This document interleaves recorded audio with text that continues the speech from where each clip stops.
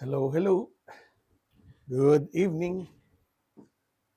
Good evening. It's time for another Leadership Monday. My name is Edwin Ebreo, and I go live every Monday from 8 p.m. to 9 p.m. At ang topic po natin ngayong gabi ay Leadership Monday. Thank you po sa mga on, on, on time for our live session. So this is going to be an hour of discussion of a topic related to leadership. Ano po? At ngayon ng gabi, ang pag-uusapan natin is a leadership style called transformational leadership. Ano po? So, yan. And what I plan to do is every week we're going to talk about a particular type of leadership that leaders practice. No? Ito yung napili ko ngayon because I think it's a very timely topic. So kung ikaw po ay supervisor, manager, or leader of an organization, uh, this is something that you'd appreciate. Ano po? Again, I'm Edwin Ebreo. I'm the CEO of ExecuServe Corporation. It's an HR and OD consulting company. Yung pong aking company has been around for 19 years, and we've worked with various organizations uh, in various industries, both in the private and public sector. And I've worked with companies both here and internationally. Dali lang po ah. Naghahanap ako ng gamot sa malat. There you go. Found it. So welcome to Transformational Leadership. Ayan. Bago po ako magpatuloy, because it's already 8 o'clock, I'd like to formally introduce myself for the people who are joining us for the first time. Again, my name is Edwin Ebreo. I'm the CEO of ExecuServe. Back in 2024, ako po ay presidente ng Philippine Society for Talent Development. I've had 30 years of experience in human resource, talent, and organization development. I've designed and delivered hundreds of sessions on over 50 topics, worked with 1,000 companies on various organization development goals. Ayan po yung aking profile. I also would like to share that I have recently written 3 books. No? Last year, I published yung Above Bossing Ka Na Pala. At yung isa naman ay Supervisor's Daily Execution Toolkit, which is an e-book. And yung Filipino Managers Performance Management Toolkit, also an e-book. Ayan. Kung gusto niyo pong bumili niyan, 450 po yung presyo ng Above Bossing Ka Na Pala. So it's a physical book. Okay. Looks like this. No? Above Bossing Ka Na Pala. And the Filipino Managers Performance Management Toolkit, ito ay printed pero yung binebenta natin ay e-book. Ano? So medyo makapal siya. And then this is the Supervisor's Supervisor's Daily Execution Toolkit. Si Mark ay nagtatanong kung pwedeng i-discuss ng konti yung laman ng Supervisor's Toolkit. Okay. Ito pong Supervisor's Toolkit ay isang execution toolkit. Ano? So, ang focus nito ay day-to-day supervision. Meron tayong ginamit na framework called the CARE. Hindi nyo masyado makita. No? The CARE framework. So, it's about connecting. Okay? Connecting is about building a culture of open communication in your team on a day-to-day basis. Yung align naman is making sure that everyday work aligns with the goals and targets of your team and the company. R is for recognition and giving constructive feedback. And then enabling is about removing barriers to performance. That includes coaching, problem solving, at saka escalating. No? So yan naman po yung daily execution toolkit. Ebook po sila at lahat ng aking sinusulat ay sinusulat ko ng Taglish. Ano po? I apologize do sa mga nakabili na akala ay English. Taglish po siya. No? Ayan. So, yan po yung mga libro na na sinulat natin. I'm writing a few more books. Meron lang akong problema ng konti sa TikTok shop. It's going to be available in Lazada soon as I'm able to fix that. Meron nire-require. Pero if you want to buy now, send me a message. Send me a message and I'll send you the link to the order form for these books. Okay? Ayan. I also would like to say a little bit more about the webinars that balik po tayo doon. I'm running a webinar. Last week, we ran the leadership in a multi-generational workplace noong June 30. At sa Wednesday, ay yung building and sustaining winning teams naman ang ating topic. It's a whole day webinar, 8 hours. At kung kayo po ay team leader, it's something that you might benefit from. Yung link po nito ay nasa aking bio. Okay? Sa July 21, kung attend kayo sa July 21, libre na ito sa July 21. Kasi ito yung manual na gagamitin natin doon sa webinar. It's the Supervisor's Daily Execution Toolkit Workshop. So, I will guide you through the process of using this ebook.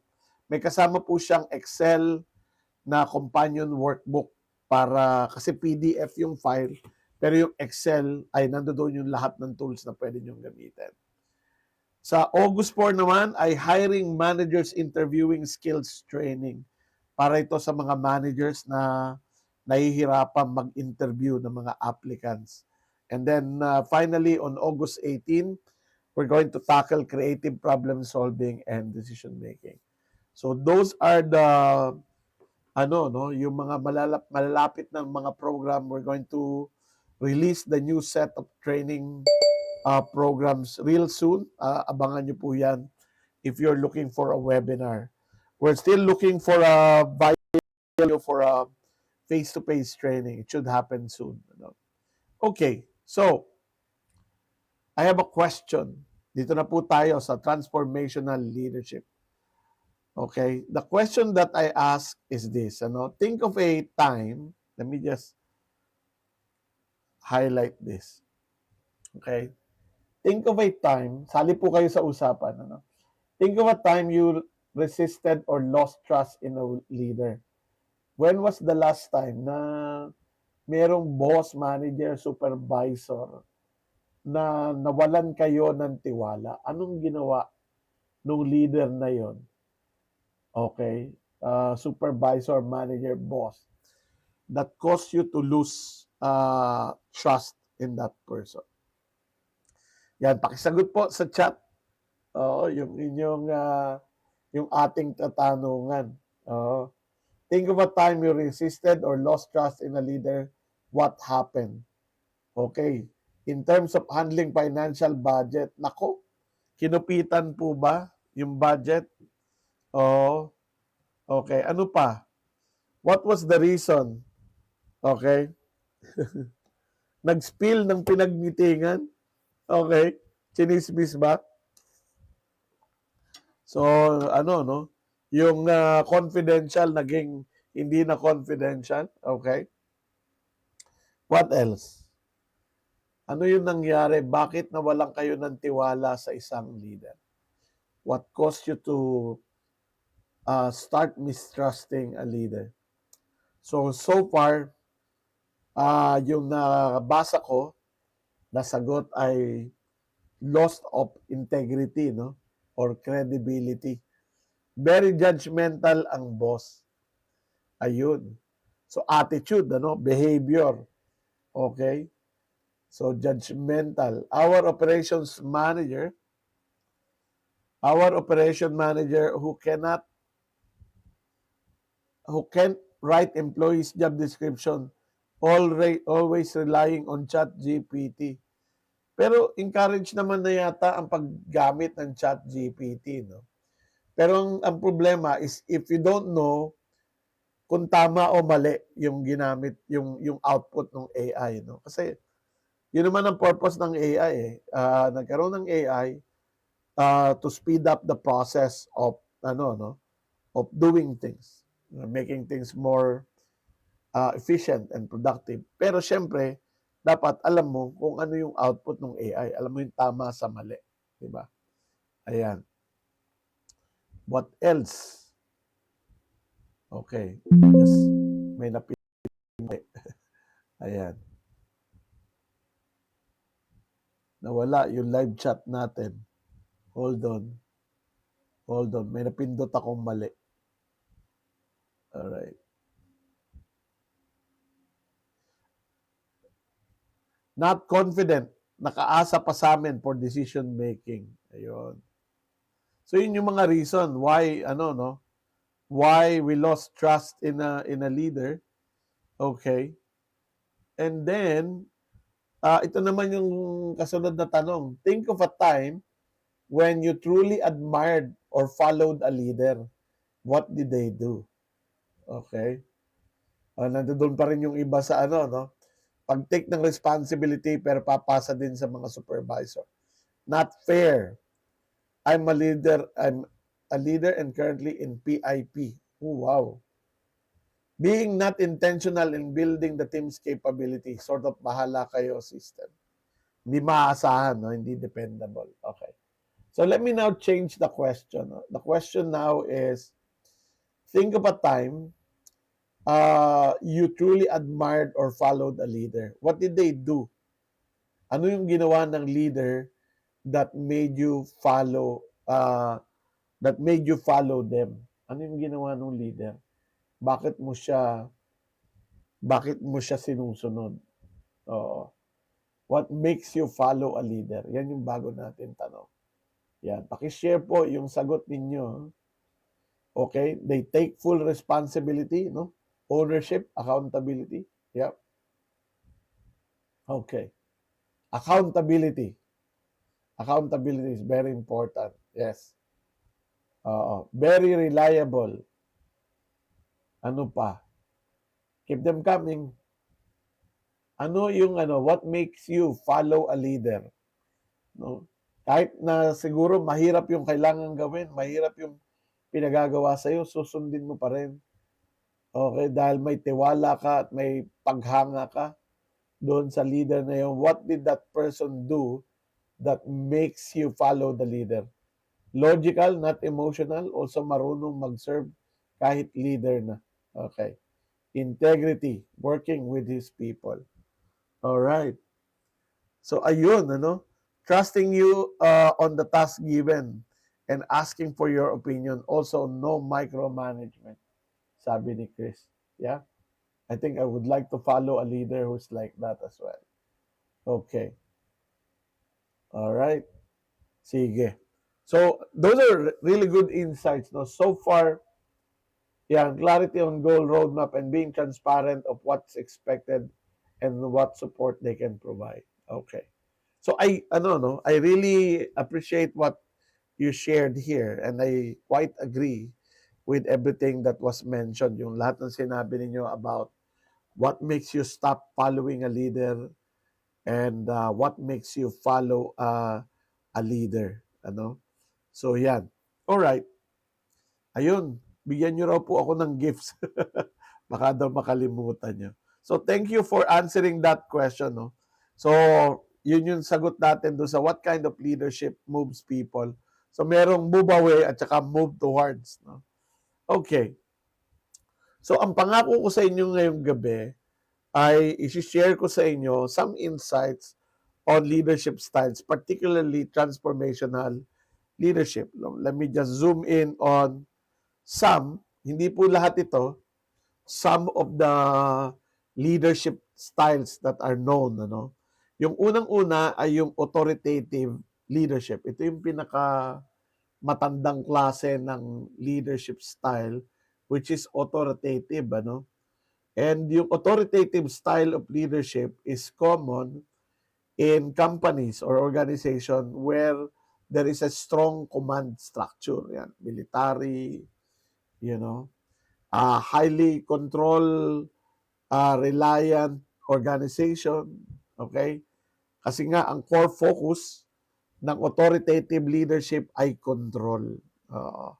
So makakakita ka sa mga kumpanya na ganito ang culture, maraming supervisor. No? Tools for leading, position, no? So hierarchical, importante yung position title, yung orders utos, no? At saka fear of non-compliance. So importante yung dapat takot yung mga tao, takot yung mga taong hindi sumunod. Ayan. May tanong dito, Sir, how can I contact you? Gusto po mag-seminar ng leadership ng company namin. Paki-send po ako ng direct message. I-message niyo po ako, sumasagot po ako sa mga message. Ayan. Message niyo ako dito sa TikTok and I'll answer. Ano yung pitfalls? Ano ang pitfalls ng authoritative na leadership? Siyempre, resentment, ano? Yung autocratic style of leadership is effective, often effective only when the leader is there. Pagka wala yung leader, hindi sumusunod yung mga tao kasi meron silang sama ng loob at saka mababa yung kanilang moral. Ayan. So, yan yung authoritative style of leadership. Meron din tayong tinatawag na transactional na leadership. So, yung transactional leadership is common in performance-driven organization. Oo. So, transaction, di ba? Kung mahusay ka, you get rewarded. Pagka hindi ka maayos, you get consequences. So, yan. Maraming mga kumpanya ngayon, ang ganyan ang operating model, no? Reward, punishment, discipline, no? Ano yung tools nila for leading? Incentives, company policies, compliance, ano? Okay, good evening sa mga bumabate. Okay. At ano yung pitfalls ng transactional leadership? Limited engagement and dependency. Meron nagsabi rito, almost 5 months as a leader sa new company. Nawawalan na ako ng gana at gusto ko nang mag-resign. O yan, sabi ni Ed, why? Same question. Bakit ka po nawawalan ng gana? Baka mabigyan kayo ng payo ng mga kasama natin dito. Alright. So yan yung transactional leadership. Yung passive or avoidant leadership, pwede rin natin tawaging non-leadership. Ito yung pinaka-ineffective na leadership. Passive or avoidant leadership is common in conflict-averse groups. Yan yung, sa mga organizations na pangit yung culture, matindi yung sisihan.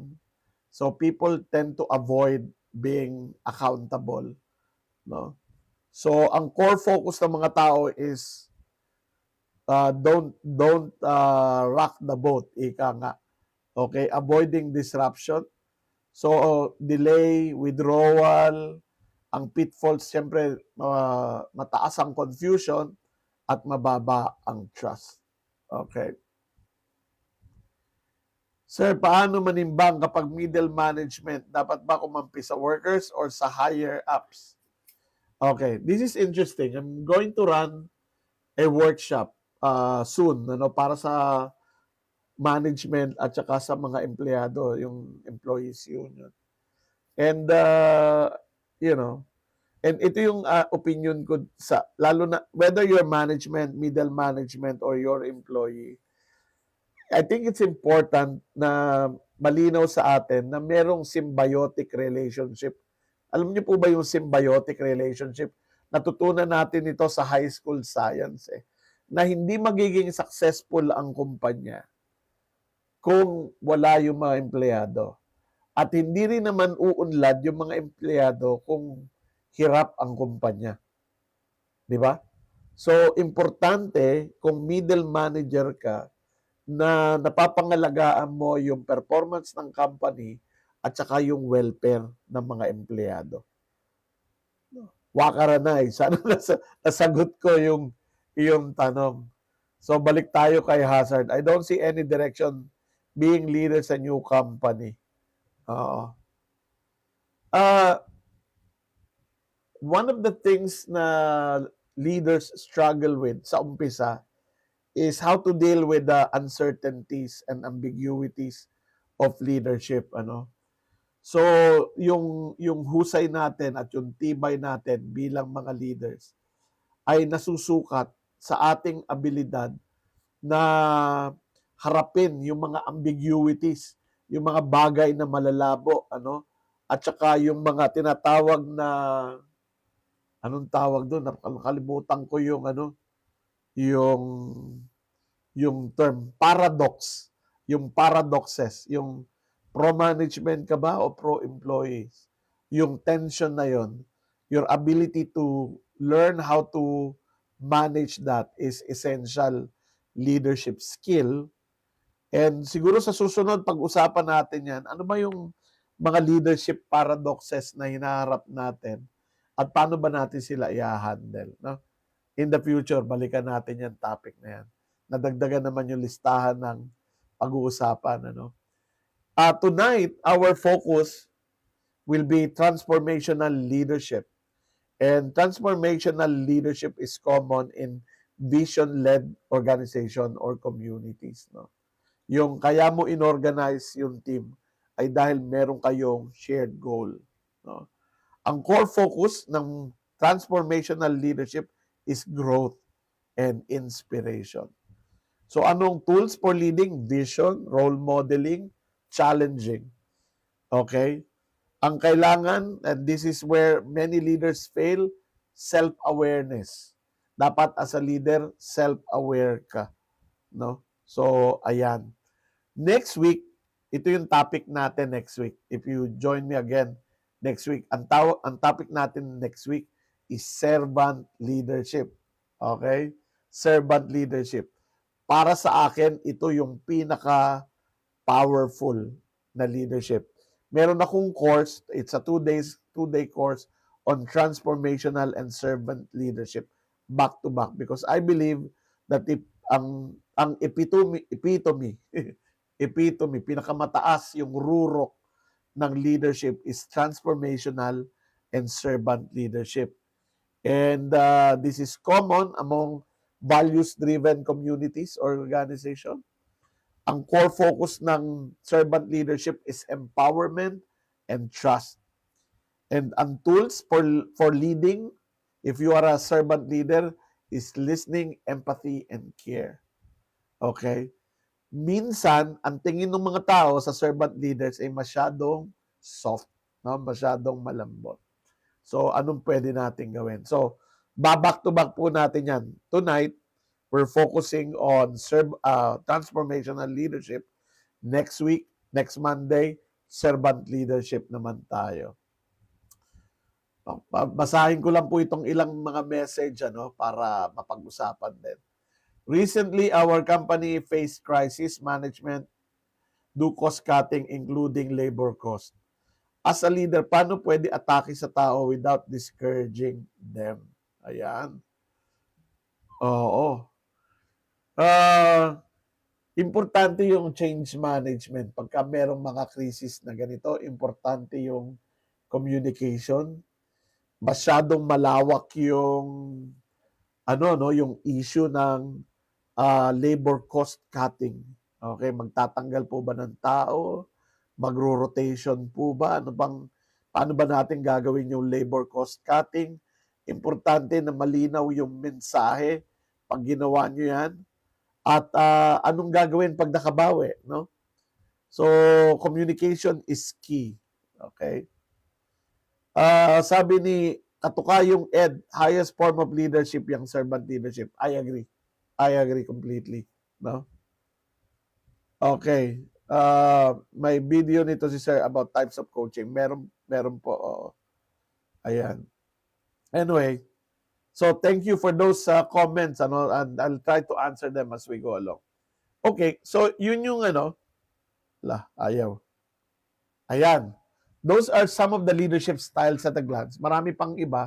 We'll tackle them later on. Isa-isayin po natin.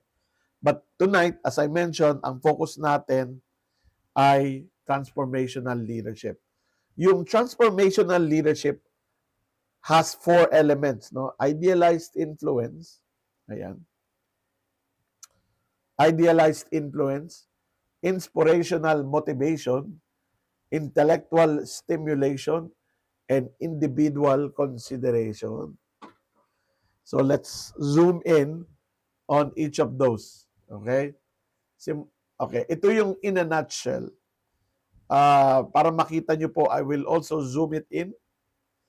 Okay, yung first element natin is idealized influence. So how do you know you're practicing this? Transformational leaders who practice idealized influence serve as role model. So role model ka ba? People look up to you because of your integrity, consistency, and example. Ang bigat, ano? Oo, hindi pwedeng pasaway yung ating idealized influence, transformational leader.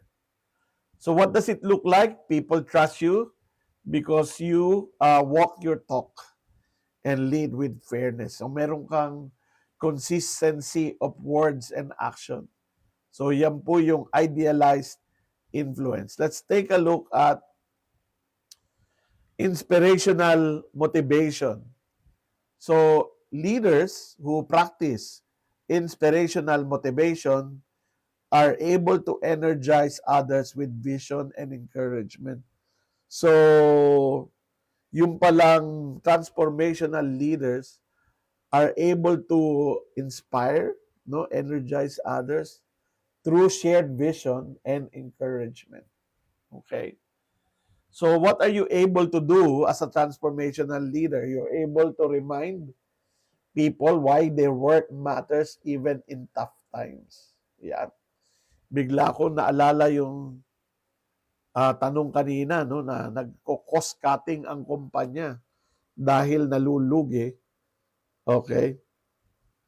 Anong gagawin ko? Ito yon, no?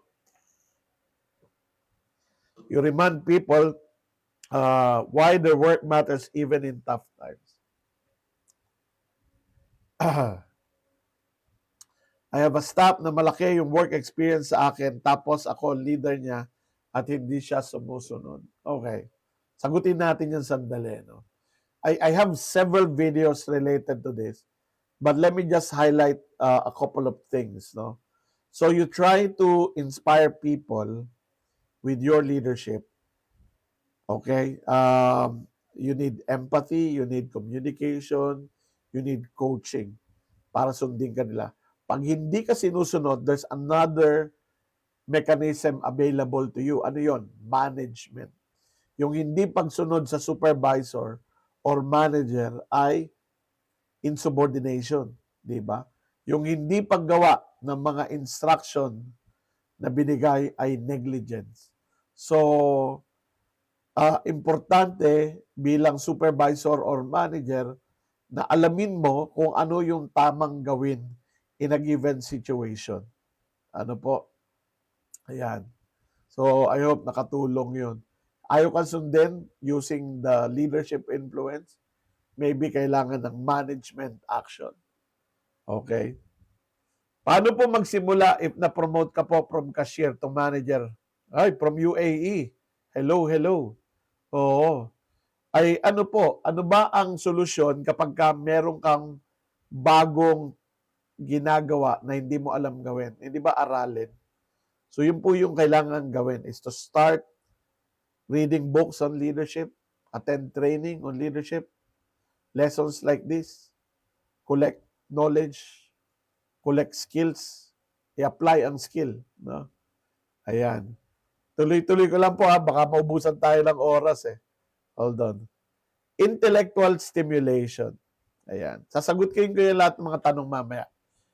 So, as a transformational leader who practices intellectual stimulation, you encourage creativity, no? Learning and critical thinking.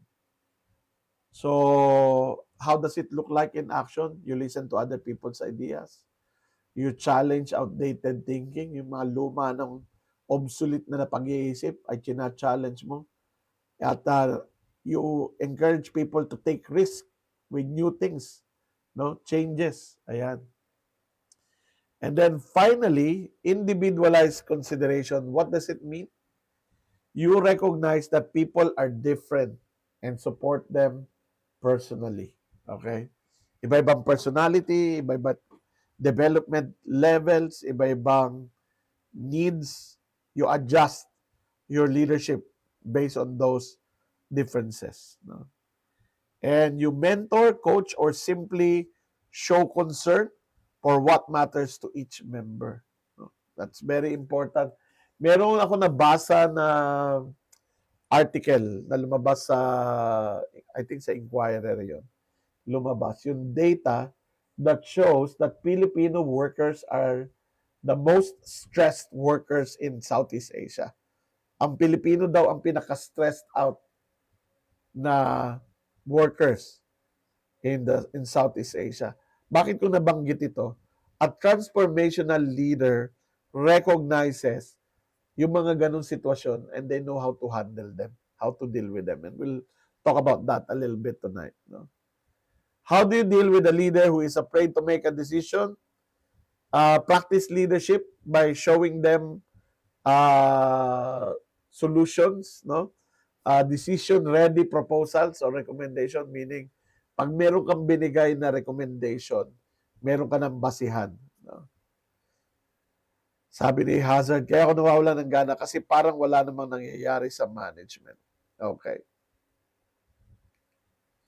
How does it apply to leaders who also handles leaders? We have different perspective between, okay, linawin natin yan mamaya. Okay. So, yun po yung apat no, na elements. And what I would like to do now with the remaining time that we have is to zero in on those so that bago po tayo matapos at bago ako sumagot uli ng mga katanungan, ay merong malinaw tayong kind of roadmap on how to proceed. Okay. So, in idealized influence, you should be able to answer this question. Am I the kind of leader others admire and respect even when no one is watching? Okay. Ayan. What are the best 3 qualities of a good supervisor? Naku, hindi po 3. Marami. No? Later on, pag-usapan natin yan. Inspirational motivation. Do I uplift others? No? Do I uplift others and help them see the value of what we're building together? Nadadama niyo po ba yon? Kayo po ba ito? Are you able to uplift others and help them see the value of what you're building together? Kasi kung wala ito, ang attitude ng mga tao, I just work here. No? I just work here. Ang importante sa akin ay wala akong deduction at sumweldo ako sa susunod na swelduhan, di ba? Sa susunod na sahod. Okay. Next is intellectual stimulation. Am I helping the group, my team, no, think creatively or just doing things the way they've always been done? Ayan. So may mga pagbabago ka bang nai-implement sa iyong team? Okay. And then finally, individualized consideration. Okay. Do I lead with empathy? And do people know that I care? Ayan. So, yun yung 4 na tanong na dapat masagot natin in the affirmative. No? Masagot natin ng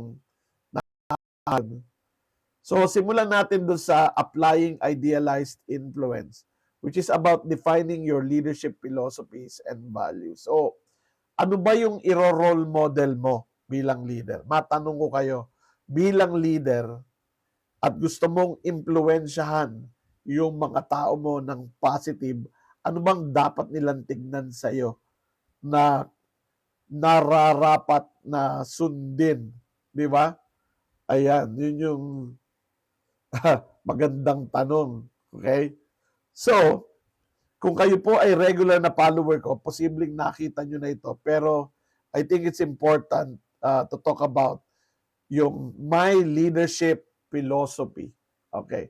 Kung makabili kayo ng libro ko na aba, bossing ka na pala, nandoon yung tanong na ito eh. Nandoon. Tagalog. Nandito. Nakalimutan ko kung anong page, but it's in the book. Okay? So yung unang tanong is ito. Fill in the blank kasi ito eh. Okay. Yung libro po ay i-message nyo po ako para mapadalang ko kayo nung order form. Hindi pa po kasi ready yung aking yellow basket at ako'y may inaayos pa. Send po kayo ng message sa akin. Sabihin tapos sasagutin ko po kayo sa TikTok o kaya sa aking Facebook, Edwin C. Ebreo na Facebook. Puntahan niyo po ako doon. So nandoon ito. Okay? So, I will always. Ito yung sagot ko, yung sarili kong sagot doon sa I will always. Ano yung parati kong gagawin? Ito yung aking sagot. Promote pursuit of excellence, creativity and resourcefulness, customer intimacy, flexibility and teamwork, and making work fun. Yan po yung core values ng aking kumpanya. And doon sa aming kumpanya, ito yung pilit naming ina-align yung sarili namin.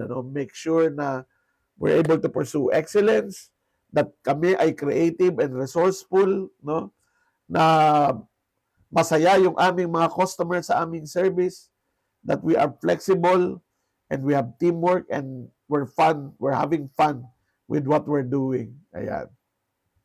Yung susunod na tanong is, I will never. Ano yung hindi mo gagawin bilang isang leader? Okay. Kumbaga, kahit na ma-penalize ka pa, ay hindi mo yan gagawin. So ano yun? Sa akin, ito, tolerate toxic behaviors. Ayoko talaga yun. Iniiwasan namin sa kumpanya na merong bully, no? Na merong demonstrate ng toxic behaviors, power tripping, selfishness, treating others badly, and taking advantage of others. Ayaw namin yung mga magugulang sa aming kumpanya, no? So this is well communicated in my team. Ano yung aking paniniwala bilang leader? So ikaw, ano yung paniniwala mo bilang isang leader? Ito yung aking paniniwala. Leaders are stewards. Katiwala, no? Ang leaders are stewards of people. We are not higher or more powerful. We are more responsible and most capable of offering the necessary support to help people succeed. No? So yan yung aking paniniwala sa leadership. So I am more inclined to favor servant leadership, yung aking paniniwala sa leadership, no? So ano yung gagawin ko kahit na mahirap? Okay? Always make an effort to offer the support my team members need to succeed in their job or pursue their career goals. Yan. Kung minsan nga, yung inooperan ko ng support sila yung hindi pa ready mag-step up. No? But I'm really always excited about people who want to step up, and I'm always willing to offer my support. And then finally, the last question is, what matters most to me as a leader? Mutual growth. Ayoko yung ako lang yung masaya. Ayoko na ako lang yung kumikita, ako lang yung maayos sa buhay. Mahalaga sa akin that we're growing together. I look for people who are passionate about learning and offer them my support as needed. I feel that I grow when people around me also grow. So I don't know if you notice, but that's one of the motivations why I'm doing this. TikTok live sessions, no? Why I do all of these videos, because I feel na kung meron ako natulungang isang tao na ma-solve yung kanyang leadership problem, in the process ay nag-grow din ako as a leader, no? So ayan po, ano yung iyong leadership philosophy? What will you always do? What will you never do? Anong pinaniniwalaan mo sa role ng isang leader? Ano yung gagawin mo kahit na mahirap? At ano yung pinakamahalaga sa iyo bilang isang leader? How do you deal po with a difficult team member? Malawak po yan, ano? Learn, lahat po ng kailangan yung gawin, may kasama, may panimulang learn how to do this. Okay? Learn how to do this. Learn assertive communication, learn conflict management, learn coaching. Yun yung sagot ko dun sa how do you deal po with the difficult team members. No? Sir, napanood ko yung video mo, sobrang burnout na ako. Teacher ako sa DepEd. 13 years na, nakakahinayang. Meron po tayong tinatawag na sunk cost fallacy. Ano yung sunk cost fallacy? Ayaw mong iwanan yung trabaho na hirap ka nang i-maintain kasi nanghihinayang ka dun sa years na ininvest mo dun. Pero kung 13 years ka na or 15 years ka na sa kumpanya, miserable yung buhay mo. Isipin mo yun, no? 13 years na ako, nanghihinayang ako. In 15 years, my God, 15 years yung titiisin mo para magkaroon ka ng pension when you can be happier and more successful elsewhere. Okay? Huwag niyo po ako sisihin. Baka bigla kayo mag-resign tapos sisihin niyo ako. No? Pero yun po yung tinatawag na sunk cost fallacy. Meron tayong ayaw iwanan kasi pakiramdam natin masyado nang malaki yung ginugol natin. Parang yung mga nagsusugal sa casino, di ba? Ayaw na isanla na lahat, ayaw pa rin umalis kasi natatakot sila na hindi na sila makabawi. So pinipilit nilang makabawi. Yun po yung katumbas, ano? Ayan. Sir, do you do personal coaching po? Pwede po, pero mag-send po kayo ng message kasi medyo puno po yung labada ng lolo nyo. Titignan natin kung may time pa. Okay? So, ayan, yung leadership philosophy, no? Ngayon, how do you inspire? So, ano yun, no? Idealized influence yun. Yung pangalawang element is inspirational motivation. How do you inspire people? Una, tanungin mo muna yung sarili mo, bakit ka ba nandyan? Bakit ka ba leader niyan team na yan? What inspires you? Bakit importanteng panimula yan? You cannot inspire people if you yourself is not inspired with what you're doing. Does that make sense? Di ba? Paano mo i-inspire yung mga tao mo kung ikaw mismo hindi inspired? Okay. How can we integrate being assertive into leadership? Leadership is communication. And assertiveness is communication skill or communication style. Aralin niyo po yung assertive communication, aralin niyo yung leadership, and you will see that they are actually compatible to each other. In your daily communication, you need to be assertive. Hindi aggressive, hindi passive-aggressive, assertive. No? Okay. Okay, daming mga tanong. No? Sige, mamaya, tuloy natin to. Next question is, what positive change do I want to help create for our members, for our team members? Okay, naisip niyo po ba yon bilang leader? Okay, kung ikaw ay inspired, anong pagbabago ang gusto mong makita? Kasi kung ang trabaho mo bilang supervisor or manager is just do the task for today, umuwi, bumalik bukas, do the task for tomorrow, umuwi, ganon, no? Para ka lang paulit-ulit doon sa ginagawa mo, you're not really leading. Hindi ka nagli-lead. Oh, you're just supervising, you're just managing the transactions, no? So a good leader, no? A good leader ay dapat meron siyang pangarap, no? Meron siyang aspiration para sa kanyang team. So, minsan kasama yung inis. Sa leadership, minsan kasama yung inis eh. What frustrates me about our current reality that I want to change? So, meron kang some degree of dissatisfaction about the status quo na gusto mong baguhin. Okay? So, kung meron kang gustong baguhin, meron kang ayaw sa status quo, if you succeed, okay, if you succeed in 2 to 3 years, what will that success look like? Okay? Yan. Babalikan ko po yung mga tanong, ha? And why does that vision matter to me? Bakit mahalaga itong vision na ito sa akin? So as a transformational leader, dapat malinaw sa iyo yung vision, and yung malinaw ay hindi natatandaan mo lang. Kung hindi, alam mo kung bakit siya mahalaga na ma-achieve. Because when you communicate to people, mahirap pagka wala kang ownership ng vision. Okay? So, you might be thinking, Ed, vision ba ito nung company namin? Pwede.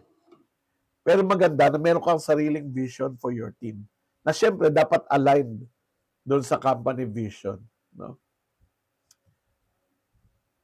Do you agree that a great leader is also being a great teacher? Yes. Great mentor. Great mentor. Yes. Question, nasa multinational firm ako. I'm a youngest manager and I aspire to be the CEO of that multinational firm. Yung ba? Of that multinational firm. If it's, kasi you can be CEO tomorrow. Set up your own company, CEO ka na bukas. No? Pero if you want to be the CEO of that multinational company, tingnan mo yung career path ng company. Look at the career path. Kung multinational yan, meron niyang career path.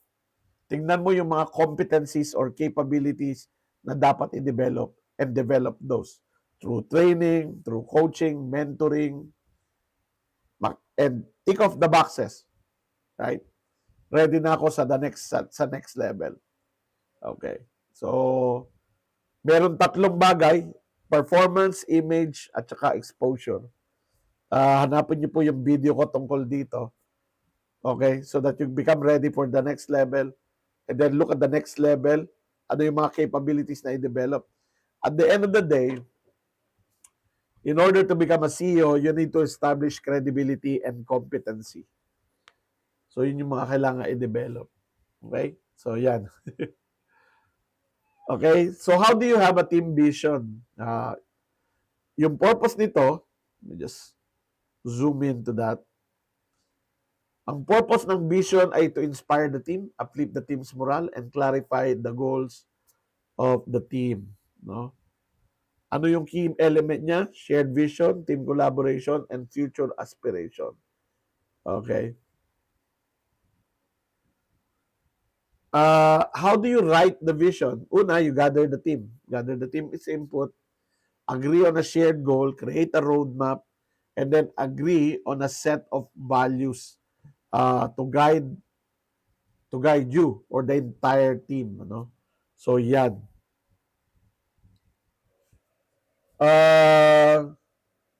I'm currently a top performer po sa company namin. Gusto ko sanang umangat like a trainer po, kaso ayaw nila. Tanong mo po kung bakit. Tanong mo kung bakit. Ayan. How can a person who wants to excel but is unable to upskill due to their workload? Time management po. Time management. Learn time management. As a leader, how do you handle members? Mataas ang ego. Puro assumptions na negative. Communication. Try to improve your coaching skills. Try to understand where they're coming from. Okay? Use influence. And if you cannot use influence, use authority. No? Meron kasing leadership at merong management. Okay? If people are not following, yun yung reason kung bakit nung na-promote kayo, binigyan kayo ng authority. Because there's a recognition na sometimes people follow you because they believe in you, and sometimes they don't. And for the times that they don't, use your authority. So, ayun. Hopefully, nasagot ko yung tanong. Okay, so when you are co-creating a shared vision, you should be able to answer these questions. No? Anong questions ito? What kind of organization do we want to build? What would it look like and feel like if our members are fully engaged and energized? Ayan. And what would success look like in the next 2 to 5 years?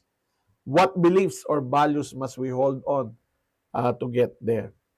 Importante yun, ano? Yung vision is destination. Yung core values ay moral compass. Guide our process. No? Ayan. I'm having a hard time mentoring my staff who is older than me. She is not meeting my expectation. You cannot mentor anyone who doesn't want to be mentored. Okay? Linawin ko po yun, ha? You cannot mentor anyone who doesn't want to be mentored. You can only mentor people who are willing to be mentored. So what do you do with people who are not willing to be mentored? Manage them. Manage them. So paano yung manage? You look at the job description, no? Look at company policy, look at processes. Yun yung ano. Pero sana ma-move from managing to leading. Kung ma-move mo from managing to leading, doon ka pala magkaroon ng pag-asa for influencing, no? Or lead or mentoring, no? Sorry. Ayan. Good evening. Thank you, Sir Ed. Hirap kasi manage, lalo na pag sarado ng isip. Tapos gaslighting pa po. What is the difference between transformational leadership and transformative leadership? Alam niyo po, aamin ako, no? Ngayon ko lang narinig yung transformative na leadership. Transformative. Bigla ko na pag-Google leadership. All this time, ang aking ang sabi sa akin ni Google, do you mean transformational leadership? So, si Google ay hindi kinikilala si transformative leadership. Kasi nung ginoogle search ko, ang sabi ay, do you mean transformational leadership? Okay. Alright, so, going back. Naku, kukulangin ako sa oras. Practicing intellectual stimulation. Mag-overtime tayo. I hope it's okay lang sa inyo. Sa intellectual stimulation, ang goal ng intellectual stimulation is to encourage people to change, no? Intellectual stimulation. So, ito yung mga tanong na dapat kaya nating sagutin, ano? What team practice or mindset do I think we need to rethink? Ano yung ginagawa natin ngayon sa trabaho natin, sa team natin na parang dapat nang baguhin? Meron ba kayo naiisip? Ano yung mga kailangang baguhin sa ating team? Yun. Why do I think it needs to change? What's not working? So, sasagutin mo yan, tanong na yan. What new idea, process, or approach would I like to try instead? Yan. Ano yung gusto kong subukan, ano? And what might get in the way of trying it? Risk management, risk assessment. So what could be the benefit if we succeed? Yun yung mga tanong that stimulates thinking. Yun yung gusto mong mangyari as a leader. As you throw this question to your team, gusto mong mag-isip yung team, ano bang gusto natin baguhin sa team natin? Sa process natin, no? Bakit natin kailangan baguhin? Ano yung hindi maayos, ano? Etc. Yan. So, syempre, kapag nagtanong ka, dapat nakikinig ka. Mahirap yung leader na magaling magtanong pero hindi marunong makinig. Ano yun? May mga ganun eh. Manghihingi ng suggestions tapos yung idea lang niya yung kukunin niya. Hindi tama yun. So, allow your people to propose ideas. no? Choosing a promising idea. Select the most promising idea from group discussion. Ensure the idea has potential for success. Subukan yung mga ideas by designing a small pilot, no? Pilot test. Create a plan to test the idea. Identify key metrics to measure success and then implement. Outline steps for executing the pilot. Assign roles and responsibilities. Ito, importante ito. Pag meron ka sinubukan, dapat merong evaluation. Di ba? Hindi yung, sinubukan namin yan. Hindi nag-work eh. So, hindi na namin tinuloy. Bakit hindi nag-work? What lesson can we learn? So, gather data and analyze results. Okay? And adjust the plan based on feedback. Ayun. So, that's how you stimulate thinking, no? And then, the last one is leading with care, no? Applying individualized consideration. Okay? Ang ganda, no? Na ang isang leader dapat ay may konsiderasyon. Okay? I think it's a good question to ask ourselves. Ikaw ba ay isang klase ng leader na merong consideration? Huh? Di ba? Individualized consideration. Individualized. So, naniniwala ka na hindi pare-pareho yung mga tao mo and that you have to customize your leadership based on the person in front of you. Okay? So, you need to understand recognize unique needs.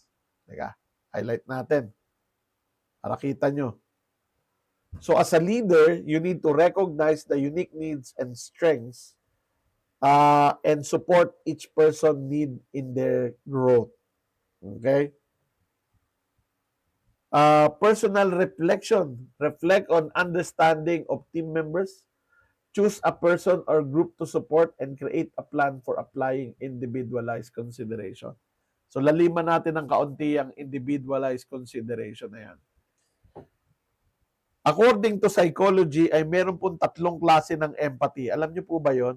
There are 3 types of empathy. Yung isa ay tinatawag na cognitive empathy. Ano yung cognitive empathy? The desire to understand. So you have cognitive empathy kung inuunawa mo yung pinanggagalingan ng iyong kausap. You know, bakit ganun ang iniisip niya? Saan ba siya nanggagaling? So that's empathy. Putting yourself in their shoes. Yung isa naman ay emotional empathy, no? Or nakalimutan ko, affective, no? Cognitive, affective empathy. Ano naman ito? Desire to feel.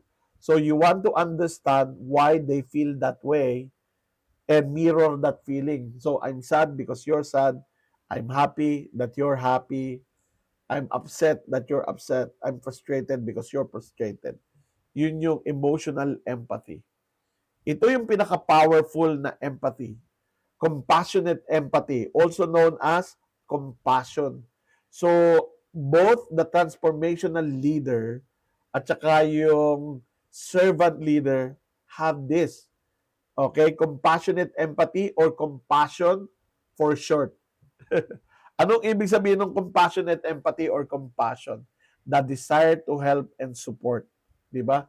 Naintindihan ko kung bakit ganyan ang iniisip mo. Naintindihan ko kung bakit ganyan ang nararamdam mo. I feel the same way. Kaya dahil dyan, tutulungan kita. Susuportahan kita. Yun yung compassion. Ano?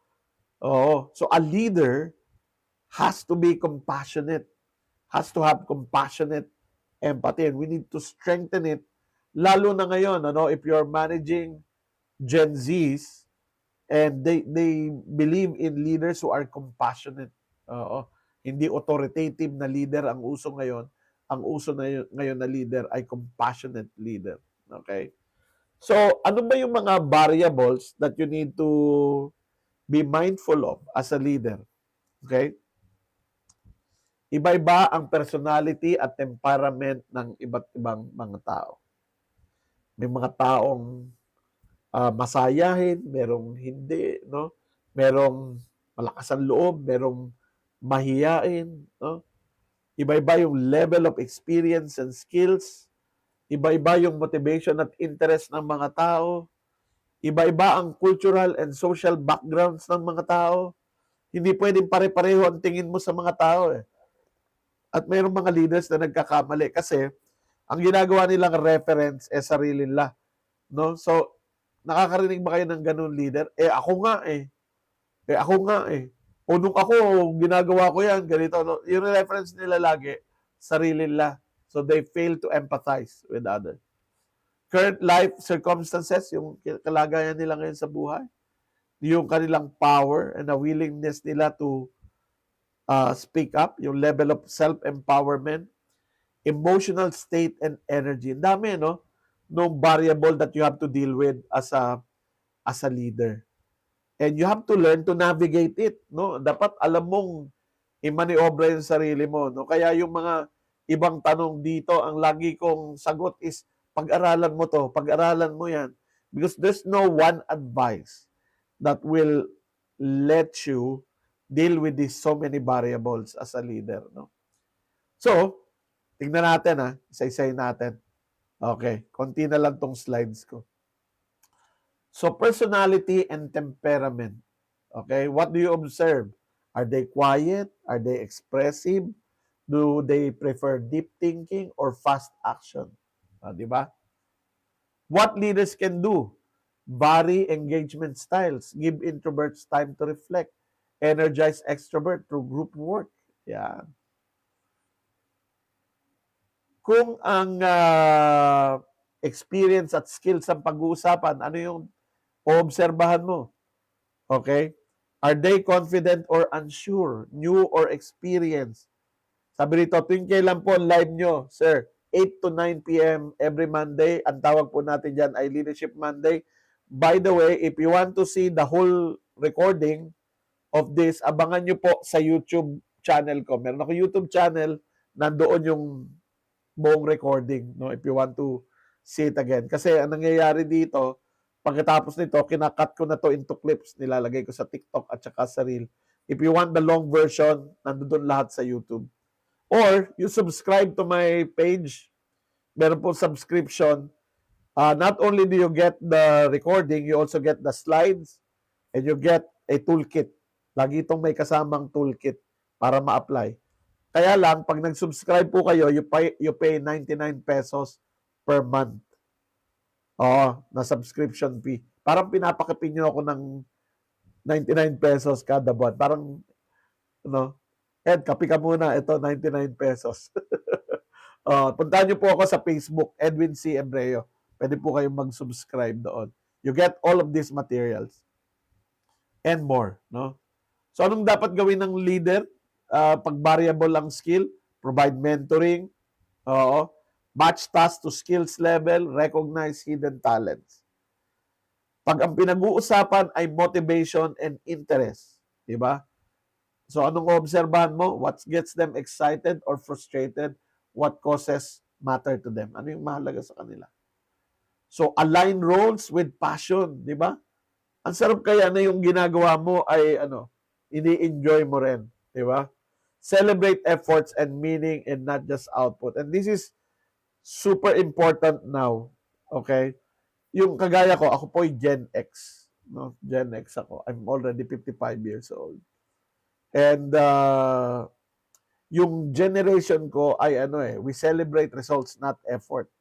Pero yung mga Gen Zs natin, they like to be recognized for their effort and also they want to be corrected as well for their effort. So, importante na hindi lang yung result ang tinitingnan natin, effort din. How to deal po if ever members mo ay konting change lang, nagpapanik na, and kung ano-ano na po ang naiisip.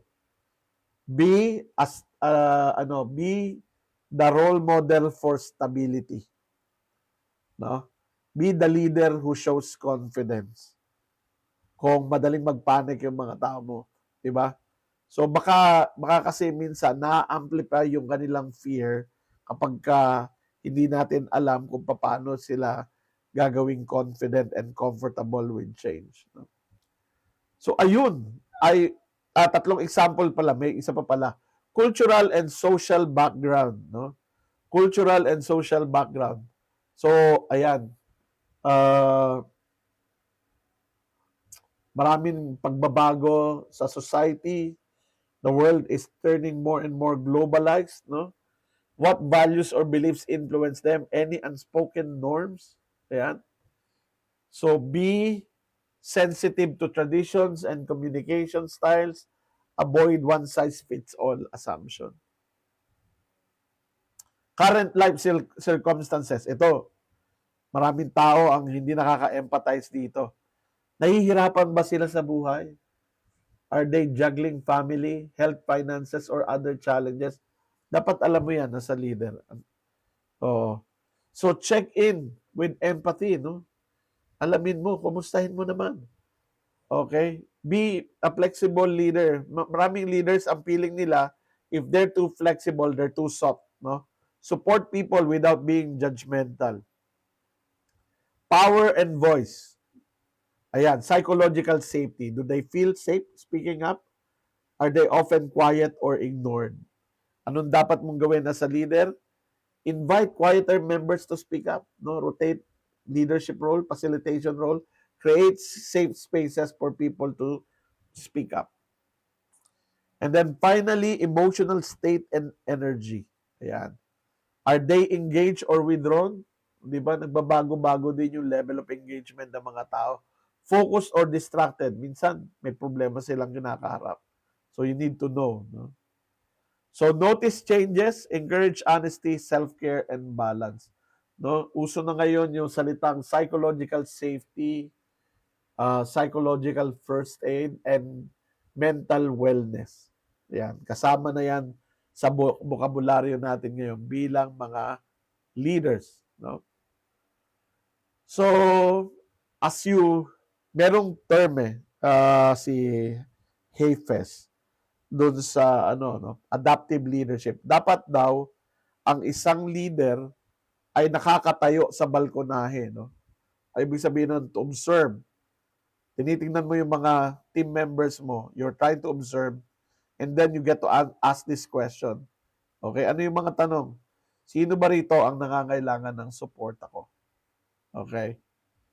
Ano yung kailangan nila at this moment? Anong strengths ang pwede mong i-leverage on to recognize or build on? Coaching, mentoring. Anong specific actions ang pwede mong gawin to provide that support? And how will you know your support made a difference? Ayan. So yan. So kung kayo po ay subscriber ko, malamang ay makatanggap kayo ng toolkit kung paano i-apply ito sa inyong mga teams. So kung ito po yung summary natin before our final question and answer. Okay, yung first I of transformational leadership ay idealized influence. So the leader models the values and behaviors they expect from others. Okay, they build trust and credibility, act with integrity, and leads by example. Yung pangalawang I ay inspirational motivation. The leader creates a clear and meaningful vision that energizes people. They're able to communicate purpose, inspire commitment, encourage shared goals. Yung pangatlong I ay intellectual stimulation. So the leader challenges people to think, question, and innovate. And they encourage new ideas. Hindi lang sila yung ganito gawin nyo, ganito gawin nyo. No? Nagtatanong sila. They're humble enough to ask for help. They promote problem solving and they support learning and creativity. And then finally, individualized consideration. A transformational leader pays attention to each person's needs, growth, and development. Ayan.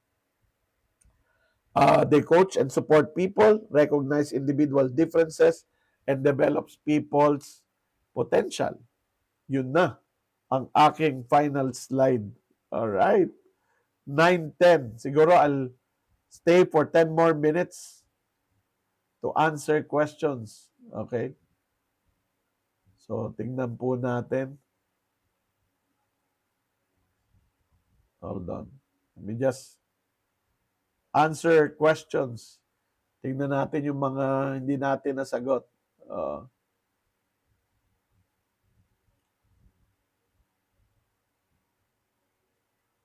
Okay, nasagot ko na yata yung kay RK, no? How to deal with people's reaction to change.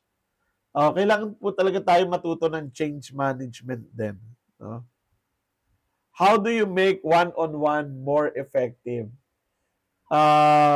Gawin nyo pong conversational yung one-on-one. Iwanan mo yung position title mo sa labas ng kwarto. Right? Yun yung isang pwede nating gawin. Ano? Huwag mong dalin yung pride and ego and your authority in the one-on-one. Make it conversational. And then learn a conversation structure. Ang pinaka-common at pinaka-gusto ko rin, because it's powerful, it's called the GROW model. GROW. You start the conversation with the goal. Anong goal ng usapan? Reality is understanding the current situation. Options are solutions to the problem. And way forward is action planning. Okay? Very simple. Mabilis matandaan. Ano? Ayan. Public speaking naman po sana. Okay. Naku.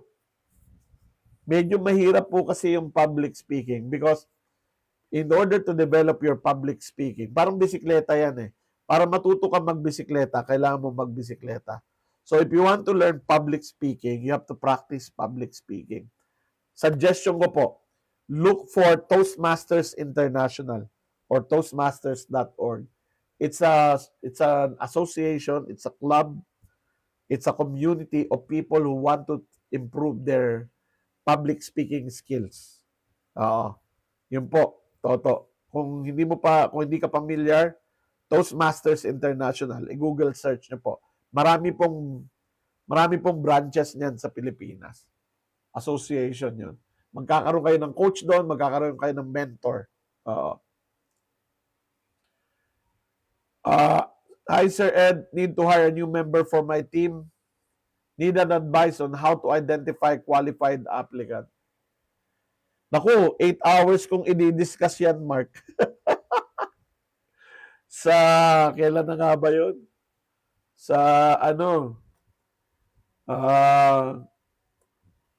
Kalimutan ko yung date tuloy. Sa August 4. Ano siya eh, skill yung interviewing skill eh, Mark. Ano siya eh, you have to learn how to do it. Of course, hindi lang naman yung training ko ang source, no? You can search it. Pero if you can join, meron pa yata yung naka-early bird pa yata yung hiring interview, hiring skills training, no? Interviewing skills training. How to anong ibig sabihin nito, Toto? How to reprove someone on a group conversation? Ngayon ko lang narinig yung term na reprove.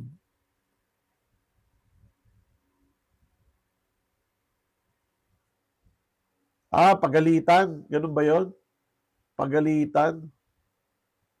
How to reprove someone on a group conversation? My answer to that is don't. Meron akong rule of thumb na sinusunod. Praise in public, correct in private. It works. Tayo pong mga Pilipino ay ayaw ng napapahiya. Pag napahiya tayo, kahit kasalanan natin, we resent it. Sumasama yung loob. So, yan. Anong need gawin kapag ka mga employee mo na nawawalan na ng pag-asa o pinanghihinaan ng loob? Sit down with your team. Kausapin mo sila. Oo. Alamin mo kung bakit sila nawawalan ng pag-asa. And treat it as a problem that needs solving. Oo. Kasi, ano bang sasabihin ko? Kaya nyo yan? Kaya nyo yan? Ma-overcome natin ito? That's not true eh. You can only find a solution to a problem if you understand the problem. Does that make sense? Kaya mo lang masosolve ang problema dahil naintindihan mo yung problema. Yun. As a newly promoted manager in sales industry, paano makakasurvive kapag ang basis ay performance? Ay di learn how to improve performance, di ba? Na ikaw ay halimbawa, ikaw ay high jump athlete. You can jump this far, no? Ito. Pero ang benchmark, ang standard, kailangan makatalong ka dito. Ano bang gagawin mo para makatalong ka dito? Di ba huhusayan mo yung sarili mo? Magti-training ka, magpa-practice ka, you learn from each experience, you get better. Dahil may inang business nyo ngayon, napapanghinaan sila ng loob at gusto nang mag-resign. Alam nyo, I'll be honest with you,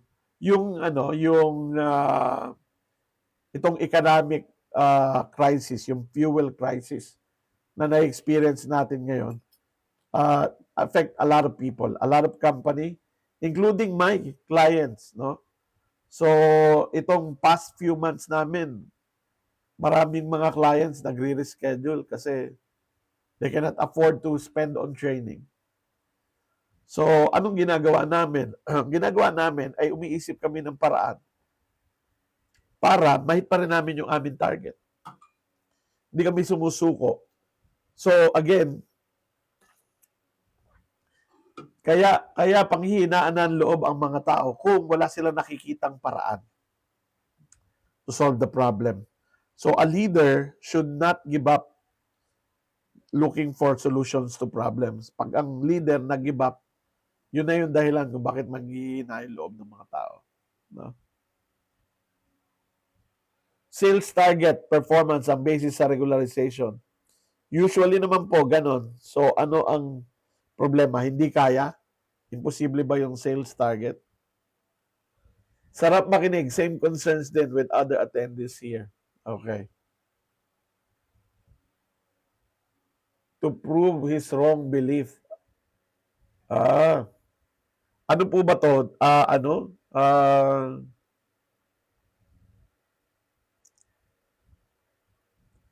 Okay. Sa isang team, ito yung, when I try to help teams build their culture, ang isa sa, para kay Toto ito, no? Toto, para sa ito. Kung gusto natin na maging open yung communication sa team, lalo na sa mga team meetings, kailangan natin mag-establish ng tinatawag na team norms. Ano yung team norms? Yung team norms are way of working together. So it answers the question, what do we do when there's a problem? What do we do kung hindi tayo nag-a-agree sa isa't isa? Pag meron tayong hindi napapagsang-ayunan. So, rules of engagement. Once that's clarified, it's now easier to to argue this, to debate. Yung meeting namin sa team, madalas may debate. Walang napipikon, walang sumasama ng loob because it's expected. Everybody expects it. No? Ayan. Emotional maturity sa leadership. Yes. Absolutely required. Bawal ang leader na emotionally immature. They will fail. Ayun na, Toto. Come up with sit down with people and agree on how to talk to each other during meetings. No? Anong gagawin sa leader naman na power trip? Pag ayaw makinig, iwan. Hanap ng ibang boss. Okay?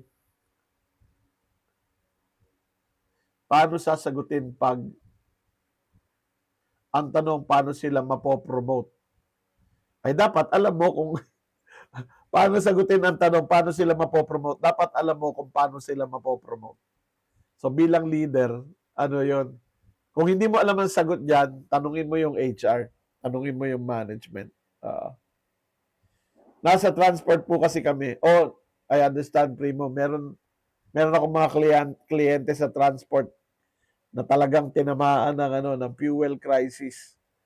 So, ang doon is gumawa ng paraan para makatipid hanggang sa makabawi. So hanggang ngayon, nandoon pa rin sila sa mode na yun. It's hard. So hindi mo masisisi yung mga tao kung halimbawa naisip nila na alis na lang ako dito, hanap na lang ako ng iba. At the end of the day, livelihood nila yun eh. So kailangan natin maintindihan. Paano po maging leader kung pare-parehas lang po ang sahod? Ayan. Ang daming pa-quiz ngayong gabi. Ang dami nating pa-quiz ngayong gabi. Kung ikaw yung kung ikaw yung gustong maging leader, okay?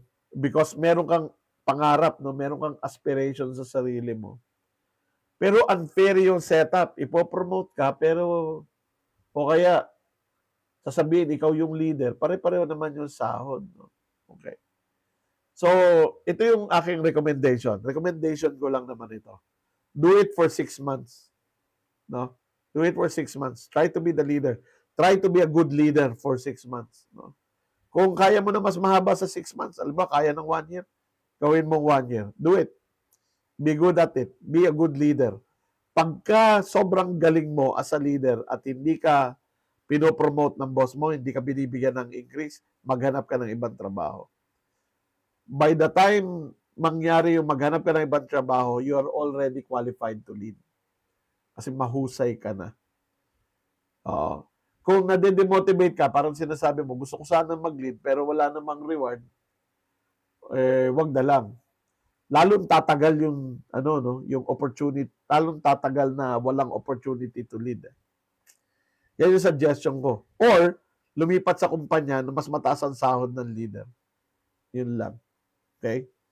We'll end in 3 minutes 6:25 ay 9:25 I'll end.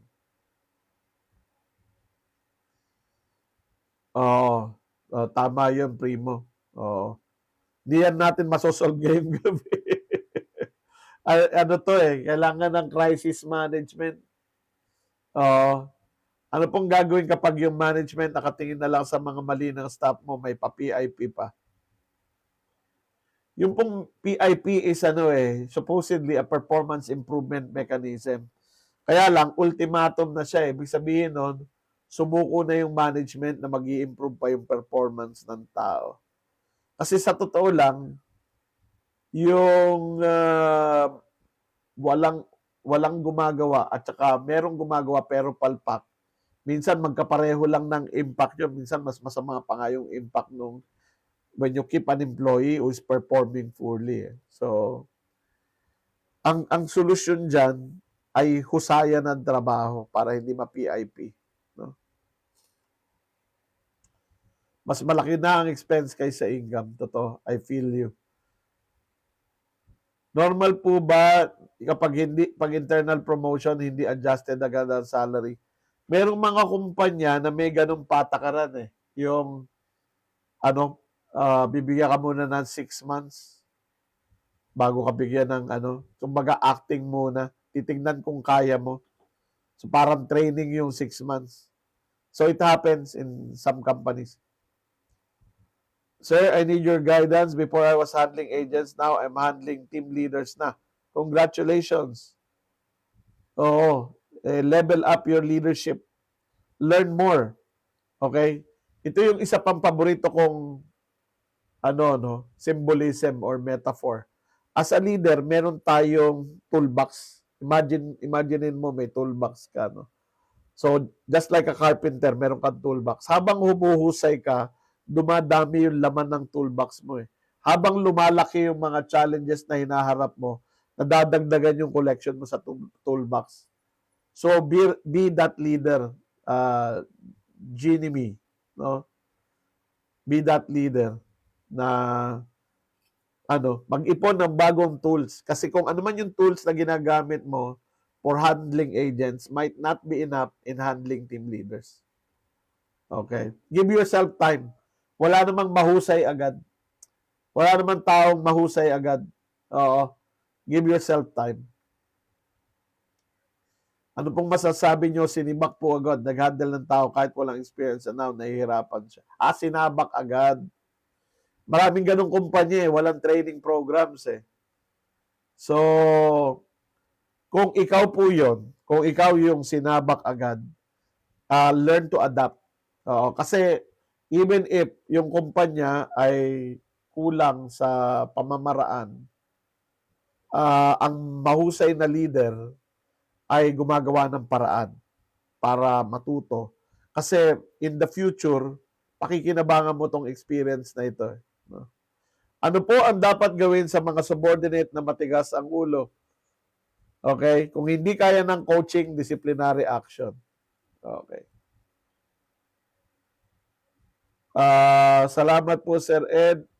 Talaga lahat naka-attend din po ako sa workshop. Uy, naka-attend ka pala noong June 30. Sulit ba? Salamat po. Salamat. Nasa UAE po ako. Ang hirap makipag-deal kasi iba-ibang lahi. Ano po bang magandang approach? Mas madaling kausap yung mga taong kilala natin. Kilalanin nyo yung mga taong kausap ninyo. Know their values, know their preference, know their culture. Okay. Is it wise to apply for another position with the same salary? Depende kung ano yung priority mo. Ano yung priority mo ngayon? Sweldo ba? Siyempre kung sweldo, hindi. Hindi maayos. Kung ang habol mo ay exposure, learning, growth, anong meron yung bagong kumpanya na yan? That will add value to you. Okay? Ayan, 9:27 na po. Salamat po sa pagsama sa akin. Okay, nagkainitan po tayo ng pag-uusap. Thank you for all the questions. Balik po kayo sa next Monday for another Leadership Monday. At ang topic natin next week ay servant leadership. So magandang gabi po sa inyong lahat at maraming salamat. Have a great evening, everyone. Good night.